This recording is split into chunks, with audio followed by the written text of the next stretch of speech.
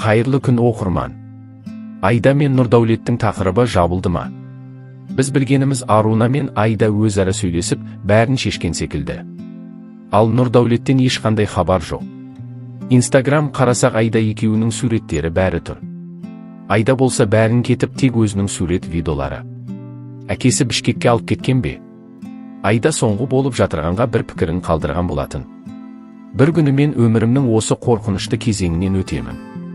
Ал қазір ең бастысы менің басымда болып жатқан нәрселерден жынды болмау, деді Айда. Бәрі жақсы болып кетсін деп тілеймін. Арадағы мәселелері шешіліп, уақыт өз орнымен қояды деп ойлаймыз. Ал кешегі қалған жазбалар өте көп. Соңғы тағы айтқан біз видео мен жазулары бар. Оқып көрейік.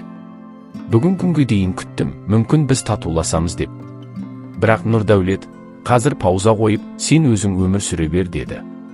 Мен отбасыда үзіліс сияқты нәрсені ешқашан естіген емеспін. Біз жай ғана қыз жігіт емеспіз.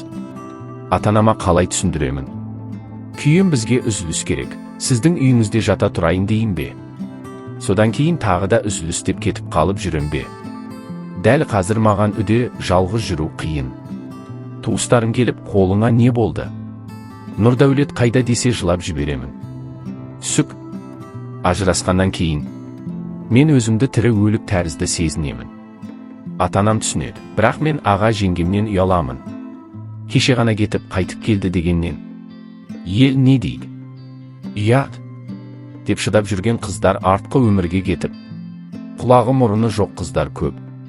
Бұл өмірде бәрі әйел көңілі болады. Алайда тіпті әйел ажырасқысы келетініне қол тигізбей.